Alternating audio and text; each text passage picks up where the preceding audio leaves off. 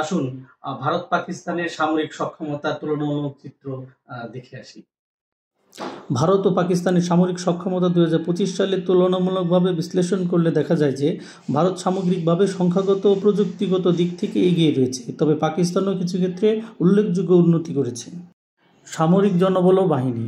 ভারতের রয়েছে সক্রিয় সৈনিক সংখ্যা 14.6 লাখ, রিজার্ভ আছে 11.5 লাখ, প্যারামিলিটারি আছে 25 লাখ।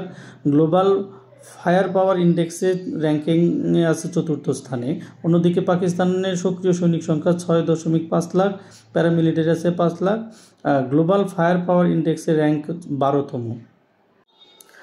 স্থলবাহিনী ও সাজোয়াজানের ক্ষেত্রে ভারতের ট্যাঙ্ক আছে 4201টি, সাজোয়াজান আছে 5500+, রকেট আর্টিলারি 3700+। পাকিস্তানের ট্যাঙ্ক আছে 2627, সাজোয়াজান 3400+, রকেট আর্টিলারি 1400+।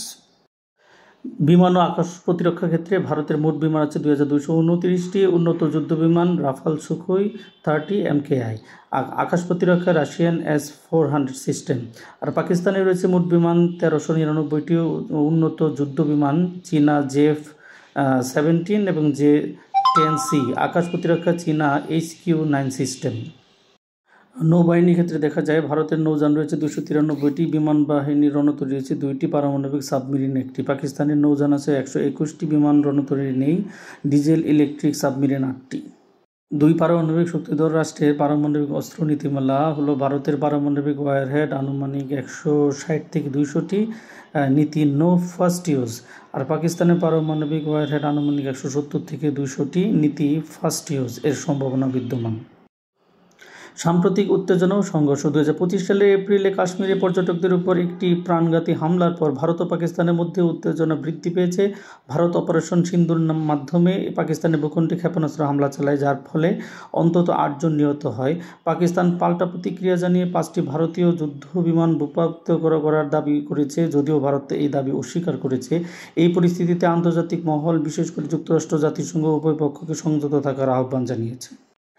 ভারত সামরিক জনবল ও প্রযুক্তি ও বাজেটের দিক থেকে পাকিস্তানের তুলনায় এগিয়ে রয়েছে, তবে পাকিস্তান ও চীন থেকে আধুনিক অস্ত্র সংগ্রহের মাধ্যমে তার সামরিক সক্ষমতা বৃদ্ধি করেছে। উভয় দেশই পারমাণবিক অস্ত্রের অধিকারী হওয়ায় যে কোনো সংঘর্ষের সম্ভাব্য পরিণতি অত্যন্ত গুরুতর হতে পারে। তাই কূটনৈতিক সংযম ও আন্তর্জাতিক মধ্যস্থতা এই অঞ্চলে শান্তি রক্ষায় অত্যন্ত গুরুত্বপূর্ণ। যুদ্ধ মানে অশান্তি, যুদ্ধ মানে জীবনের ক্ষয়, যুদ্ধ মানে হলো সম্পদের হানি। যুদ্ধ কখনোই শান্তির বার্তাবাহক হতে পারে না, যুদ্ধ সবসময় অশান্তি ডেকে আনে। এবং আমি মনে করি এই সম্প্রতি যেমন আজ থেকে ভারত পাকিস্তান যে যুদ্ধ শুরু হলো, সেটা আমাদের জন্য কিছুটা আশঙ্কার, কেননা এর প্রভাব আমাদের মধ্যেও পড়তে পারে। যদি প্রতিবেশীর পাশের বাসায় আগুন লাগে তাহলে বাসাটাও নিরাপদ নয়।